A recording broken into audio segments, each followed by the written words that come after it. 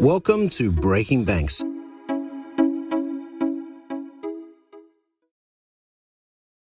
Back to life, back to reality, or at least back to in real life. Interestingly, the episodes where I sing, we see far fewer listens. Well, conferences are back. Finovate had its largest show ever in New York City this fall. The Provoke team is crisscrossing the globe to speak, record, and fight. That's right. Fintech Fight Club made another appearance at Finovate with Lindsay Davis of Atomic squaring off against Mary Wisniewski from Bankrate.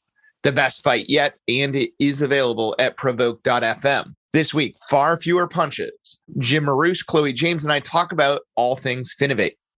One of our key takeaways from the return to in-person is just how awkward it is to end the conversation. In real life, it's not as easy as online.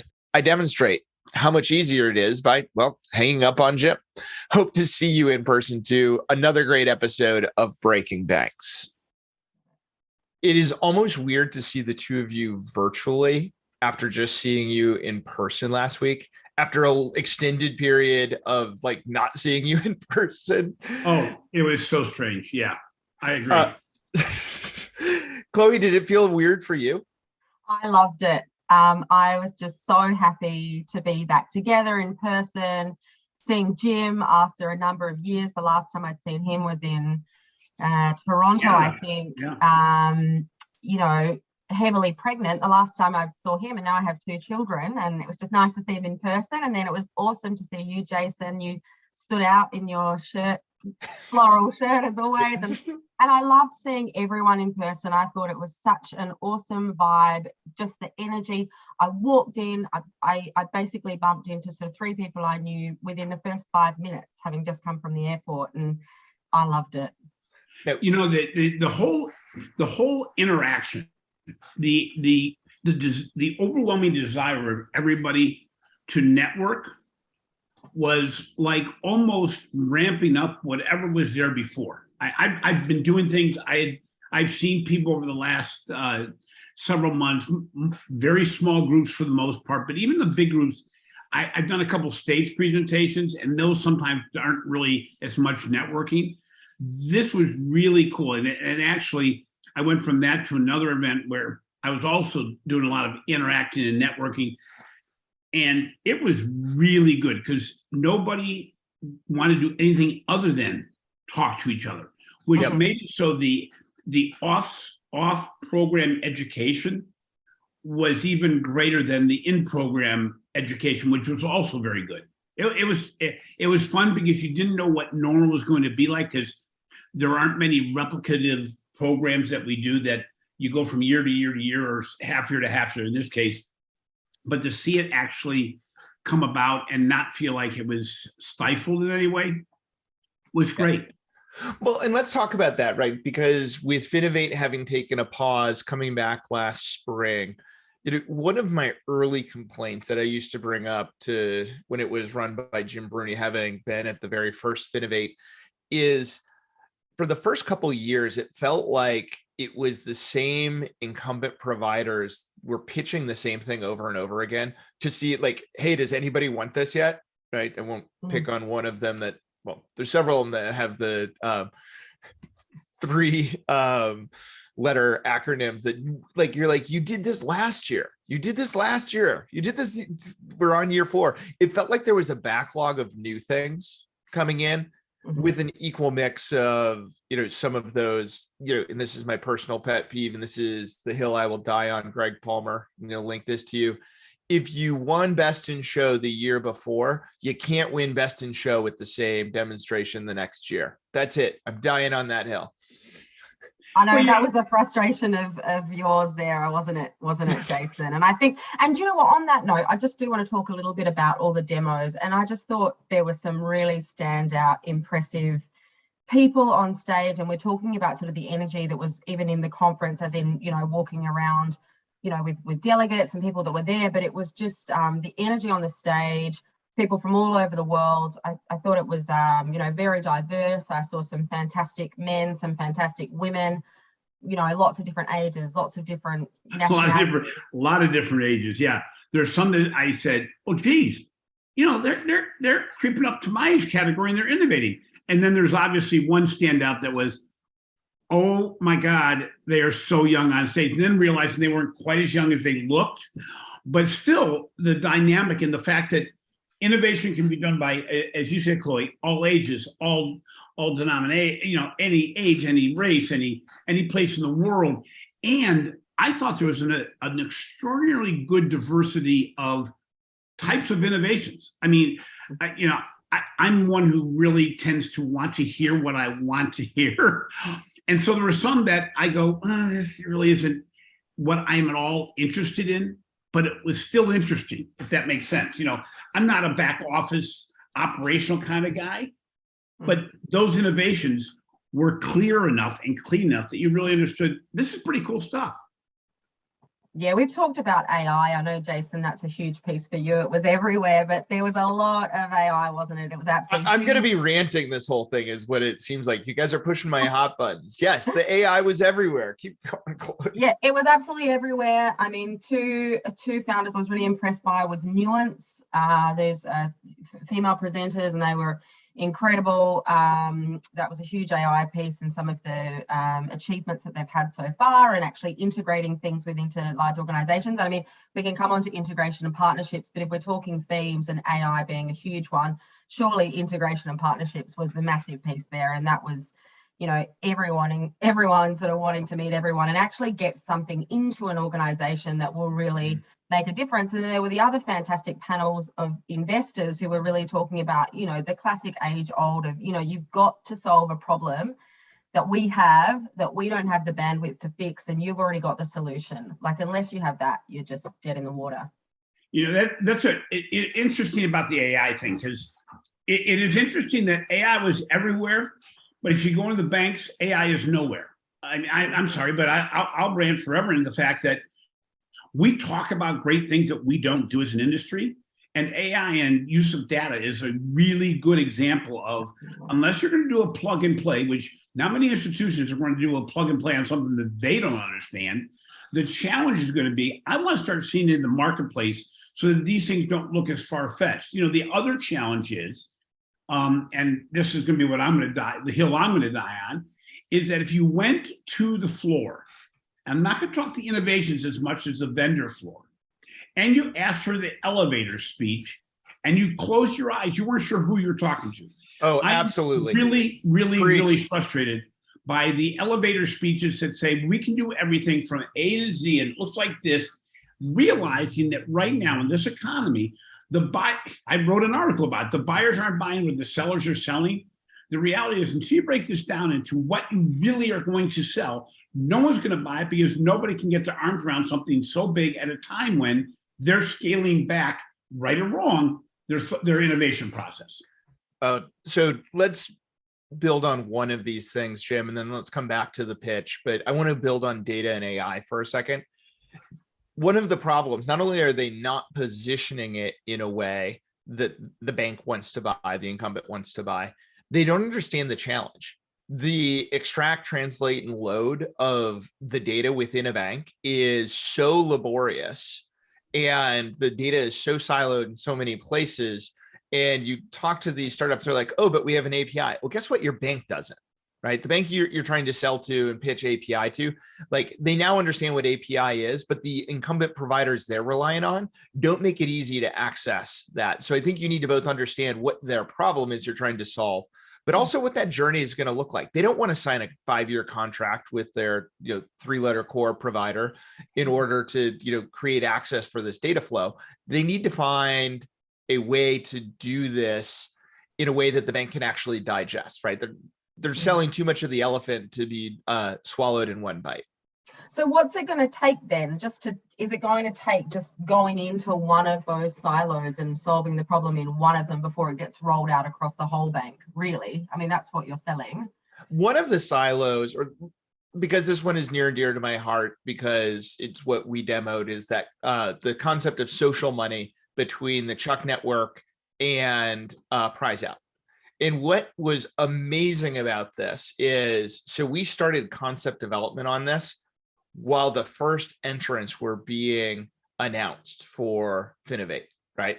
What made it go so fast is what both sides recognized is we had a partner in Q2 that we could rapidly prototype something, get the prototype done and move into production. I'm super proud of all of the teams from Chesapeake, Reading, Q2 and Prize Out on doing this.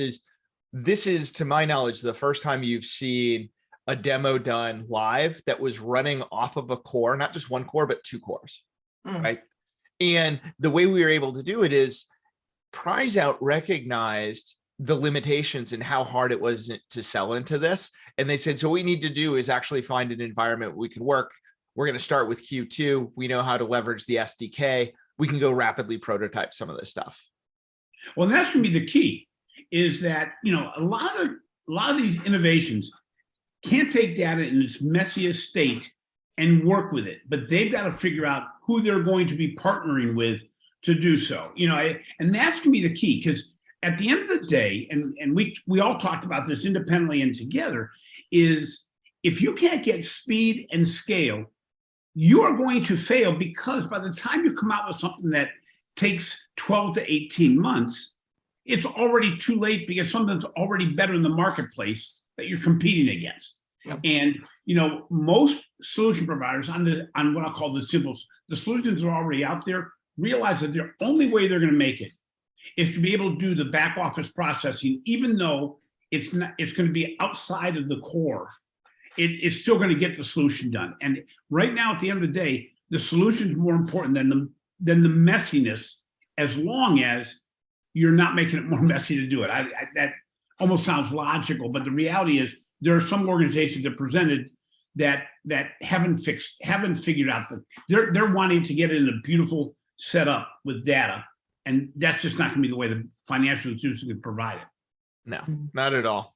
And I think it's interesting. We talk about AI was everywhere, but the point that I think we're circling around is what we're really talking about is data. And it's how do we better use data? How do we plug it into things? How do we use advanced, machine learning and other to really drive that? And I think one of the things that I walked away with a little bit disappointed from the show was it feels like there's still a disconnect between what we want to do with it and our capability to actually get it done. And the access to it, do you mean? Or the capability? Yeah, I mean, the access, like there's a ton of really cool things that we could do with this that were being presented. Jim's point, notwithstanding, which is it isn't always presented very well in the elevator pitch, which is I can do all things to all people, just tell me what you're willing to pay me for. But there are some cool applications, within there that you could tease out. I was super impressed with Able. I was super impressed with Lisa Goldshire's presentation, formerly of the ABA, now with ASA. So she only changed one letter, right? In terms of the capability, what I worry about though is, Jim, like to your point, in a market where the bank's instinct is to pull back and try and cut their way through a recession, and all of these things that could actually pull them forward through it, how do we bridge that disconnect? Surely it takes obviously the investment, but I feel like it has to come from, there's all these, young and hip and cool founders out there. I feel like it's a founder who has been in that position within a bank who needs the information, because they truly know the problem and how to implement it back into the bank. Yeah. It's interesting too. To that point, I think to a degree, is that this is the same ever since I've gone to Finovate. To develop an innovation, if you bid it, doesn't mean they're going to come. The challenge I see, and I referenced this again last week at another event, is that if you don't help the financial institution actually implement it and market it, you're going to have a great innovation that sits on the desk and doesn't get used for what you want it to use for. I mean, a lot of these innovations can give you great back office insight, but that's not what they are built for. They are built to actually help the end consumer, the end small business, the end corporate entity. And the reality is, I think most of these organizations don't realize that just as hard as getting it into the institution will be getting it out of the institution and actually used on the street to help there won't be a value exchange. So eventually you're going to be unwound in the financial institution because there's been no return on investment. Yeah. Well, and I think that's the challenge that, the one we can point to amongst our banks all the time is Salesforce. Hey, we're going to get all of these efficiencies with Salesforce. And then you get down to the actual people who are supposed to be using Salesforce. No one is showing them how it actually helps their day-to-day life. And so this is one of my favorite stories I was flown to the West Coast to talk to a management team. And this is back when I was living in Boston. So I land after, a late night flight, roll in fully hyper caffeinated. And they said, we tried that innovation thing and it didn't work. And of course, it was like, well, as long as I'm here, I'm going to start asking questions. What did you try? We tried CRM. And my next question, because I'm thinking it's like, do they try and use some crazy startup or build their own? They're like, we're using Salesforce. And I'm like, what's not working? And they're like, we're not getting any ROI, to your point, Jim. And I'm like, well, what are you doing with Salesforce? I'm like, we're using Salesforce. And they look at me like I'm the stupid one. And I'm like, what are you using it for? And they're like, CRM. And they're like, by this point, eyes are around in circles here. Right. And I'm like, no, but what are you doing differently with it? And it's like, but it's Salesforce. And I think it's the magic sauce of Salesforce. It's going to fix everything. Yeah. Yeah, it has force in it, Chloe. To your point, it's like it has the force. But Jim, I think this goes back to the point you had made about what's the problem you're solving. It's not what vendor you use. It's how do they articulate the problem. And this is, Chloe, to your point, the problem I have with all of the AI to everything. No one has a problem that says AI. Right? Like it might be the means by which you get there, but you're solving something else. But so much of those introductions, like the elevator pitch involved cloud, AI, best in class, blah, blah, blah, is what they amalgamated. And you didn't understand the problem. Okay, so I have an idea. You give awards for what will not be best to show, but will be best idea or best presentation.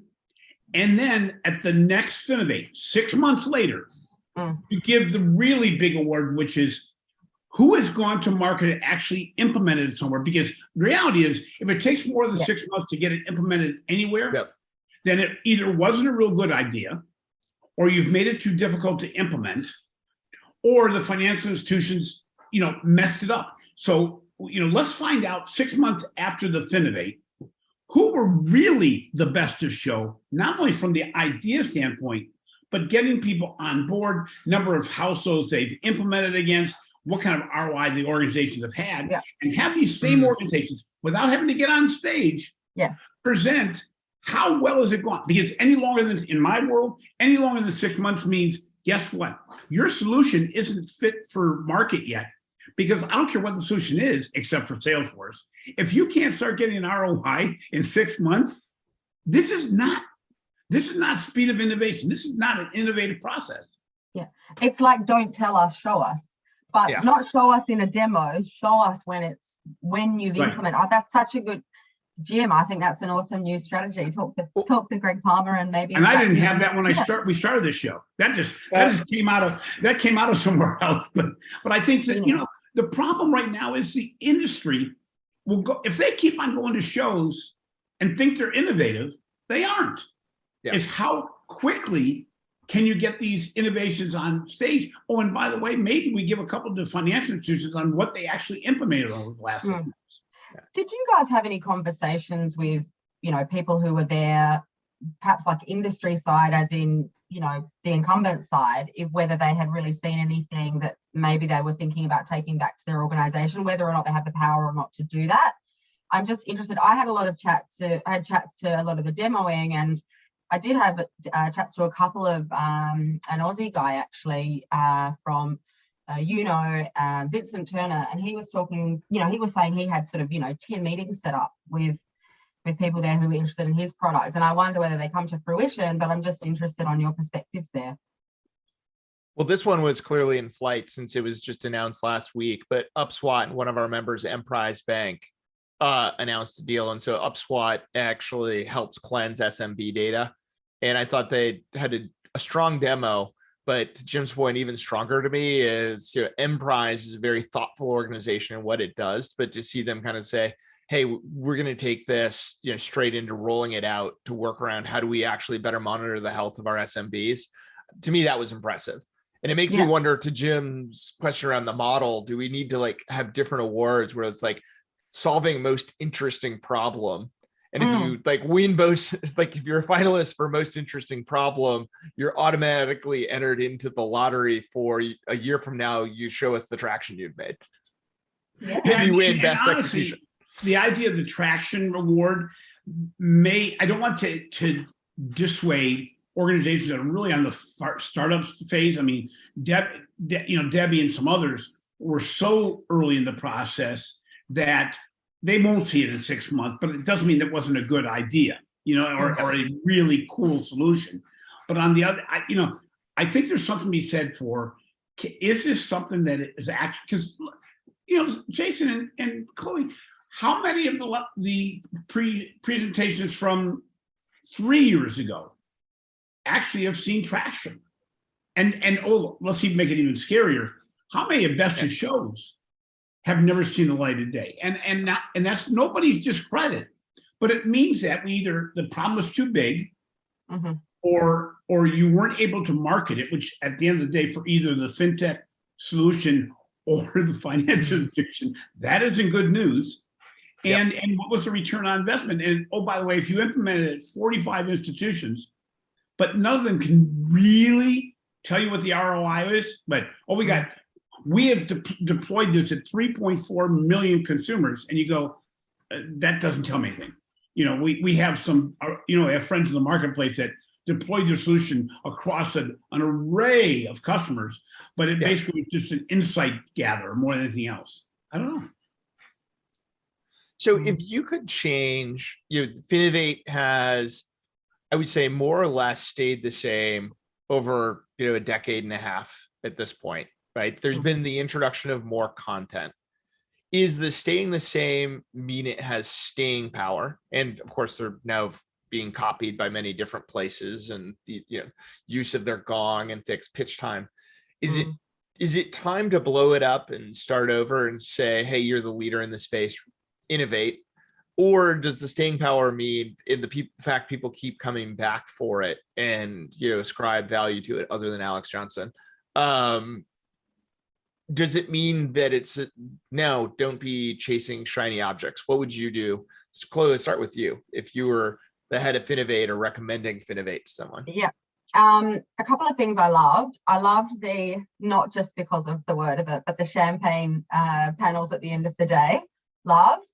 There were some of the best conversations I heard when you sort of got your glass of wine and went and sat in. I sat in sort of different payments innovation. I sat in, sort of credit unions and working across those much smaller organizations. There's multiple there. There was so many good conversations. I loved that. I did love the 7-minute sort of demo. I love the gong. I think it speeds things along, keeps it really snappy.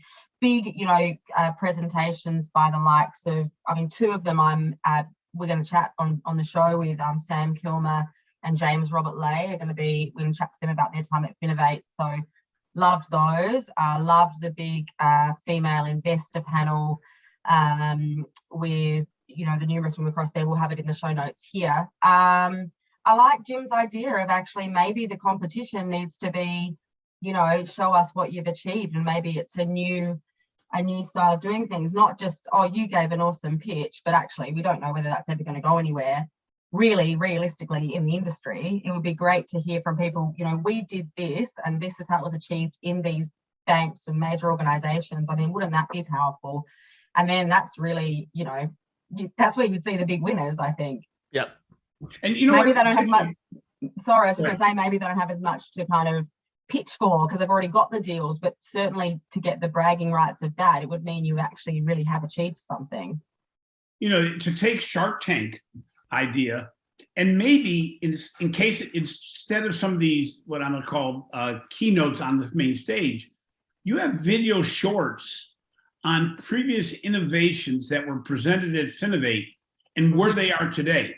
I kind of like it Shark Tank where they come back and it's after the first commercial. It's their first commercial that they go, oh, by the way, here's an innovation we came up with that is like a year and a half old. Here's where they are today, and it's going really well because it really gives those organizations a chance to represent by the way, this is not only a good idea, but it actually saw the light of day. It actually generated revenue. It is something that more institutions should get, because I think while we all love the entertainment value of the ideas, what I think most organizations are looking for is, show me something that works that I can implement quickly.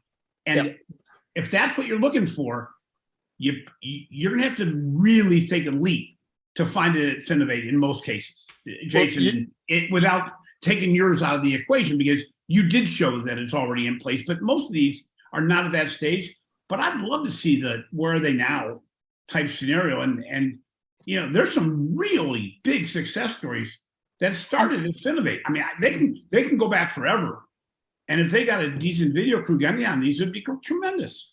Well, and then do you have a bloopers show reel of all the ones that didn't work?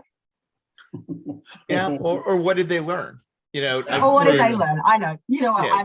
I'm just joking. Well, I think the clear winner, though, Jim, if we're going to take that idea and run with it, is going from Matt West's hands of Money Desktop to become MX. Like, I can't think of anyone. I mean, we certainly saw Marquetta has been on stage. You know, that was impressive. But yeah, it is an impressive roster. And actually, you know, as we wrap up, folks should go check out. If you go to provoke.fm, we host the Finovate podcast. And Greg does an amazing job of bringing back past winners. And it's so interesting to hear their journey kind of from the stage. My recommendation was he needs to take a little bit more like the Bachelor, Bachelorette, you know, style of what their journey to love was. But Jim said, or Greg said, no, not our audience. What do I know? I'll be all over that. I'll be the new host of that one, if that's okay. All right, let's take that, Chloe. I'll pitch that to them. But thank you. If they're looking for a co-host. Let's remember also, while we have some critique, this is the biggest Finovate ever. Yeah. And so something must be still right in that they're bringing the buyers and sellers together. They've improved, they tweaked the champagne cutaways, but again, the final takeaway has got to be people are really ready to interact and to network, to the degree that there were standing room only situations, and they did not have enough chairs on the second day when they took the normal amount away. There were people looking for seats, which I have to tell you, never was the case. You'd go into a room that was already shortened and you go, and it's still pretty sparse. Nobody wanted to leave. Yeah. Fantastic. Well, that's a wrap. Thank you both. Great to see you both at Finovate. One of my last takeaways that I spoke with several about is it got so easy on Zoom to know when you're ending the conversation because it just hit end. And the awkward thing about being in person is like, how do we end this thing? Like we're together face to face, you know, do you turn and walk away? What's right? So well, we can go into conversations around people that stalk you and you go, how can I end this conversation? And you realize you can't go to the bathroom. They follow you there, whatever. Bad stories, but we all know some. Hi, so Chloe James here for Breaking Banks, chatting to Sam Kilmer, who I had the pleasure of seeing on stage at Finovate a week or so ago in New York City, which was amazing to be back in New York, to be back at an event. Luckily, was introduced to him by my good friend and peer, Jim Marous, who introduced us in the corridor. And I said to Sam, I just loved his presentation and I just wanted to jump on to this Finovate Fall wrap-up episode to have a little chat with him. So, Sam, how are you? I'm fantastic. It was good to meet you in New York City. It's been good to travel the country again and go to some of these great events and meet people like you and talk shop. Talk shop. And talk shop is what you did. You were up on stage. You had some great quotes from some brilliant people. Do you want to just give the audience or listeners just a little bit of a wrap up of what you covered in your presentation? And then we're going to talk a little bit about the future and what you're doing and what you're expecting to see in the big wild world of fintech. Yeah, so especially given all the volatility in the fintech market, what my session focused in on was what wins deals. Deal making, obviously, when the money was really flowing like champagne a few years ago, maybe we didn't have to think too much about strategizing on what gets good deals. But we thought, hey, the timing is right to talk a little bit about how the market has changed. Not only that, but how deal making has changed. And we just covered sort of three areas at different areas of, if you want to call it the deal making funnel, whether it's a partnership deal or between a fintech and a bank, commercial lending deal. There's certain universals. And so we got into things like how content and not just content marketing, but just good, helpful content can influence the deal making process early on. How to focus in on pain relief as opposed to kind of nice to have additive elements of a solution or of a product, and then also the elements of a really well-honed pitch and how important they are. We put so much work into our technology and our product, but I think one of the things that everybody pretty much has to admit when you go to Finovate is the good news is that every pitch is only 7 minutes long. So if it sucks, good news is it'll be over pretty fast. But it's kind of a shame, really. It's almost criminal that people have put so much work into their product and then the pitch is sort of lame. Now, the good news is there were some good ones too, right? But sort of like what separates a great pitch, great honed pitch from sort of like dialed in autopilot lame pitch? Yeah, that falls a bit flat. Can you give us a couple of examples of either what you saw or, what does make a really good pitch? You've obviously mentioned really sharp content. I know that you made some mention in your own presentation about the real sort of solving a problem, which for age old, really, right? But I mean, for the bankers in the room, it's like solve a problem that I can't do myself, and then you've got my business. Exactly. Well, I'll give you 3 examples, and I'm not sharing them out of any sense of endorsement or anything. They just were 3 of the pitches that I saw that I went, okay, they sort of nailed it in my book, whether they won an award or not, and I don't even know if they did. One that came to mind was Lemonade LXP, John Finley. And the main reason there was he was just constantly using great examples. I think in 7 minutes, he had 2 bank examples, 2 credit union examples, and 1 or 2 fintech examples. And they were just woven in naturally. So it wasn't sort of buzzword framework, blah, blah, blah, blah, blah. It was, this is what this bank is doing. This is what this fintech is doing. Another one that popped out was like Agent IQ. I think mainly just because they're very interactive. Soren and Matt from Agent IQ kind of had this Hans and Franz thing going up on stage with the gray shirts. They kept it light and fun, and they were in a category, I think, those sort of chatbot digital solution things. I mean, if you think about it, that was a pretty crowded company, and I thought they stood out pretty well. And those are a couple that came to mind. Yeah, they were great ones. I mean, I saw some as well, and I think it was challenging when sort of some of the technical parts didn't really work on stage, and that really needed to be sort of smooth as well for people to really get their pitch across. But you're right, 7 minutes. I mean, it's a make or break. Would you expect to see deals come out of Finovate Fall? Oh, yeah, very much so for a few reasons. For starters, Finovate Fall had high volume. I think they had 1,200 people there. Yeah, which I think that was a record for them even pre-pandemic. I think their 2019 or 2018, I think they were 20 or 30% bump off of those prior years. And I think also for those people that are,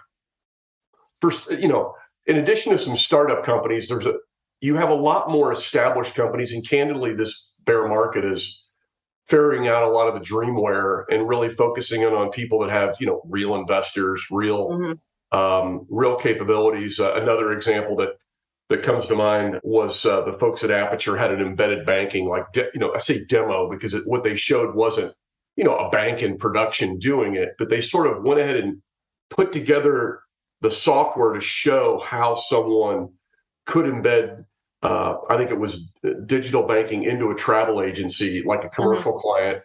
And I think when you have that many people in one place and solution providers showing things that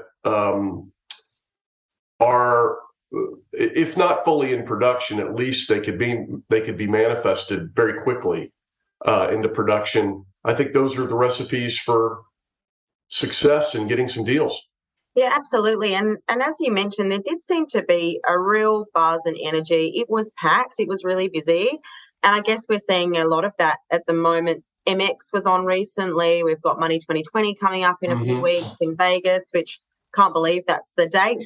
The year is just flying by. But it does seem that people are sort of willing to get out there and do a little bit more. I know that, I also spoke to James Robert Lay on the podcast as well, and we were sort of talking a bit about connection, and obviously that's his passion area, and he was sort of talking about the being passionate about people being in person. We've now got this hybrid model that we can, obviously, like you and I are chatting now, but then we're meeting in person as well, and we're excited to see a lot more of that. And I imagine that you would be the same and presenting all around the place. What's up for you next, Sam? What have you got in the pipe? Oh, quite a bit in pipe. We're doing a lot of work here with both investors in fintech and tech firms, which is where I came from. So I started off in digital banking and as a banker, but then I spent most of my career working for tech firms in partnerships, mergers and acquisitions, strategy, that kind of thing before I came to Cornerstone. And so a lot of the work that we do here, it's not, my colleague Ron Shevlin, a lot of his work is more public, and you're going to see it because that's the nature of research. You publish it. When you're advising a fintech firm on, why their pitch sucks and it needs to be better, or how they need to reprioritize their tech roadmap, or who they may be thinking or should be thinking about acquiring or partnering with, that's obviously sensitive, confidential work, and we have a truckload of it right now, and I'm very grateful for that, because it's not only work that's, I think, important. James Robert pointed out, I think rightly, love his passion around, let's help people. Let's get content out. Let's focus on helping first, I think was one of his themes. I'm a big fan of that. I even have something I've riffed off of that called the help-based business case, because a lot of times fintechs and banks will struggle with, they'll try to over ROI everything and financially engineer every last detail, when it's usually the magic is found, Chloe, and just finding out what you're passionate about and how you're trying to help someone. And you can usually get to those impact areas once you are a little bit more culturally, and I don't know, if you've got to be able to sustain the magic, and it's not just money. So it's not, and it comes down to caring, and that's exactly what he was chatting about, the help and hope, which I love, and it's a really optimistic way of looking at things, and it's really making change. And I think honestly, Sam, that's why I really got passionate about fintech in the first place. I'm probably coming up to around 8-ish years in this area, and that's something that I love. It's all about financial inclusion. It's about the unbanked, and those themes really do seem to flow on, and accessibility. Those seem to flow on at all of the big sort of fintech, conferences and conversations around the world, and that's really inspiring and exciting. And I think there definitely is more in sort of the greater, the more traditional banks are certainly seeing that matters to people. Like, it matters to people if you're being sustainable. ESG matters to people, to your customers. And I guess if you miss the trick on that, particularly even in the last year, and going forward, that seems to be an area that there's so much focus on and attention, and for the greater good, right? I'm happy about that. Well, and I think unlike a lot of the larger banks who serve, many countries or even many regions or many different groups of clients, one of the things that we've worked on with both fintech firms, tech firms, and banks is helping them, whether they're a commercial bank. Most of the banks in the United States are commercial banks.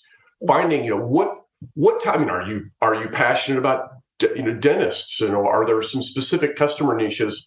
In many cases, people are redefining what their community is, and I think the reason that helps is it helps us wake up every day and think about who we're trying to help, which doesn't mean that we're not focused on the financials and all those other things that help us sustain the work. But there's just more to this than the financial engineering of running a business. And so I actually, in addition to James Robert making me think about when my wife and I were just married, listening to a new album by this little band called the Counting Crows. I think, what has he said? What were you doing in 1994? I think the other thing he reminded us of, and it's consistent with what we help people around in terms of deal making, is, to your point, focusing on the help and as you said, the hope. Sam, there was also an amazing session that I know that both of us really enjoyed, and it was 4 powerhouse women speaking about investment. And I know that you know the names. I mean, Alexa von Tobel was one of them. There was the woman from Bain Ventures. I think that you've got them there. Tell me a bit about your perspectives on that session, because we spoke about how we both thought that they knocked it out the park. Oh, it was a rock star session. Peggy Mango from JP Morgan, I think she was at PayPal Ventures before when I had first met her. I just thought, and she's run panel sessions before, but the lady from Bain Capital, Sarah Hinkfuss, I think, and then there was Alexa von Tobel from Inspired Capital, Julia Huang. I just felt like that it was positive, but it was a reality check on, the cost of capital and what's real versus fluffy and fintech. And they were just, it was very clearly not over scripted, but yet it was very specific. They gave great examples. I was blown away, and I was taking notes and hoping that if and when I ever have a chance to host my next panel session or participate in a panel with any of those folks, that I'm half as good. Yeah, they were really incredible. I think was it Penny from Bain, but was it Penny from Bain? I think it was Sarah. Sarah, pardon me, Sarah from Bain. I loved all of them, but she really put a really kind of interesting spin on the fact that there's cash out there now. So, yes. Cash was high for investment, and then there was a dip, and now she really made that point of, let's get ready. There's money out there. If you've got, a great product, she made an excellent point about, they want a good founder. And you made that point as well. You were like, the founder has to be good, like the person with the idea of, we're going to invest in it. We're investing in the idea, but we're also investing in that person. Right. So the strength of talent. Yeah, the strength of the talent. Great points there. She absolutely nailed that. I think the nugget I took away, if I recall it right, was the money's still there. It's just the cost of capital is higher. Might cost you a little bit more because people sense it's a little bit of a risky market, but that you have to have strong leadership and, just get to the point and get to the problem that you solve. We refer to, sometimes you'll hear sometimes people talk about it as, are you a pain reliever or are you a vitamin? And I think the fintech world has enough vitamins. We need pain relief. And I think that's the point that Sarah made well. And so I was taking notes for sure. Yeah, she did. I think you had that in your presentation, didn't you, as well, with the bottles on the shelf of like, this thing solves everything and will heal you of everything in the world. This thing is really going to fix your sinuses when it's allergy season, which it actually is in Toronto here now. That's right. And you're like, well, I'm obviously going to go for that because it's, to the point. It's to the pain point. And that was a really great. Well, I appreciate that. We run across it all the time. The main issue is leadership and credibility. Even if it's true that your fintech solution is in fact some type of, mega multivitamin that could actually solve 58 problems, nobody's going to believe you. It's an incredible claim. It goes back to that. You can't be everything to everyone. Yeah. Pick something and dig in, fix it, and then move on to what do they call it, land and expand or whatever. But it's mainly figure out what you're trying to nail down. And so I thought that they did a great job of that, and I was glad to be in the audience in New York for that one. As was I. All right. Well, thanks, Sam. Thanks for joining us. It was great to sort of hear your perspectives of the event, and wasn't it nice to be in person again and connecting? And I know that we've got so much more of that, going forward to the, latter end of 2022 and into 2023 and beyond. And, if the pandemic has done anything, and it's done so many things, good, bad, the ugly, but it really has propelled us, I think, to care a bit more and to really, care about people and futures and, the good of the world. So thanks, Sam, for your time, and I'm sure we'll speak to you on Breaking Banks again soon, and look forward to seeing you in person. You as well. Thanks, Chloe. Thanks. So here with James Robert Lay from the Digital Growth Institute, and we were together in New York a couple of weeks ago, woohoo, in person. Chloe James here on Breaking Banks, obviously. I want to talk to James about what he thought of Finovate Fall. This is our big wrap-up episode. little bit about what you presented on stage. I know you had, a packed room as usual. Tell me about your experience, what you presented, and then we'll go on to a little bit about what you're expecting to see. Yeah, first and foremost, it was so good to get back in person, back in real life after a couple of years. There was an energy you could feel throughout the entire event. There was a buzz, and to be able to get back up on stage and from behind a camera, we got so used to working in Zoom. It was a different experience, and I think it was even different if you go all the way back to 2019. The reception, people's desire to learn, but not as individuals, but as a community, really, I think, warmed my heart and made me very hopeful for the future of banking as a whole. And I mean, that was the key essence of my session, as you know. It was about two things. It was about giving people help and giving people hope, because it's going to be a very interesting, 8 years if we're looking at 2030 as our next waypoint.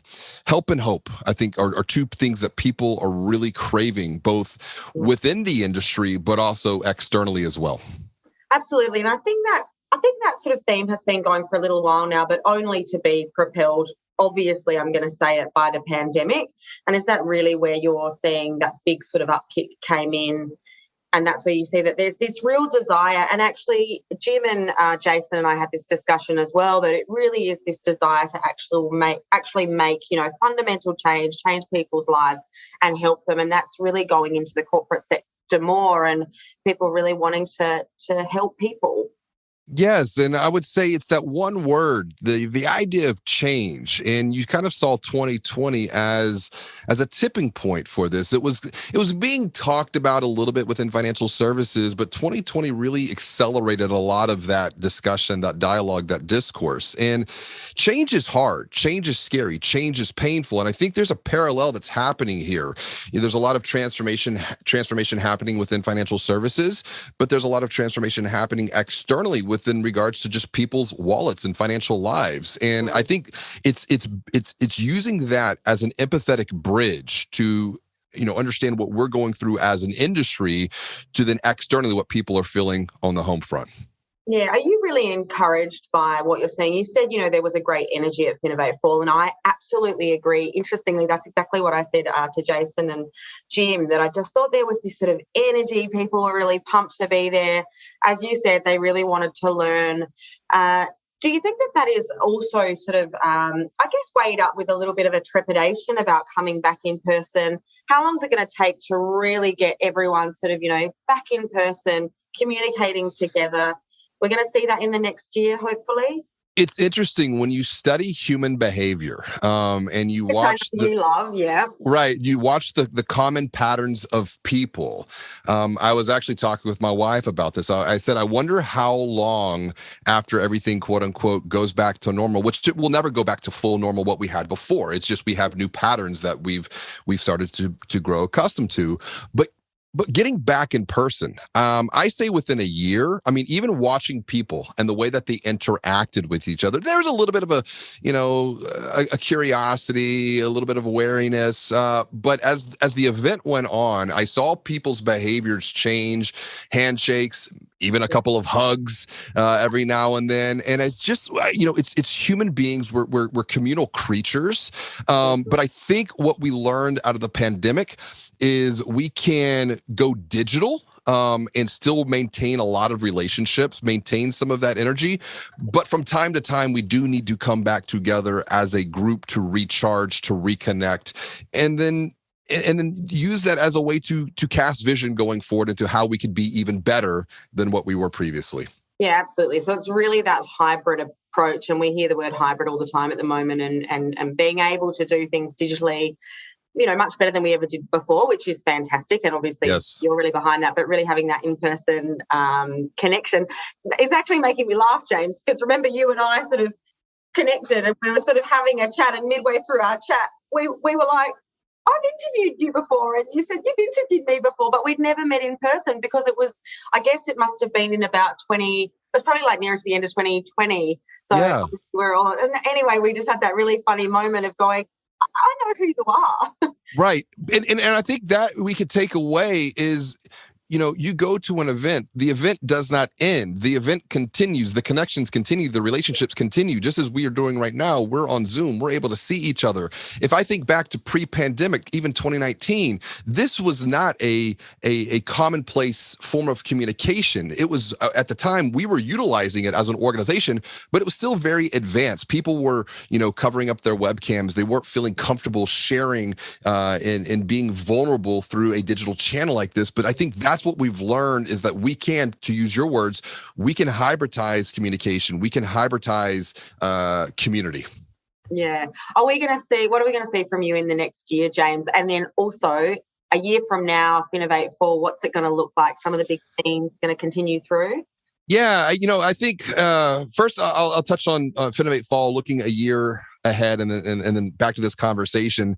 I think we're going to see a continued rise around financial health as a subject matter. And the way that I look at this is you think about financial health and really the tremendous opportunity to truly transform banking for good, to make it even better, because a person's financial well-being impacts their physical well-being. It impacts their mental well-being, their emotional well-being, their relational well-being. And thinking through how all of that is interconnected will present new growth opportunities for both financial brands and fintechs to collaborate around. In regards to my own journey going into next year, the big thing for me is launching my second book, Banking on Change.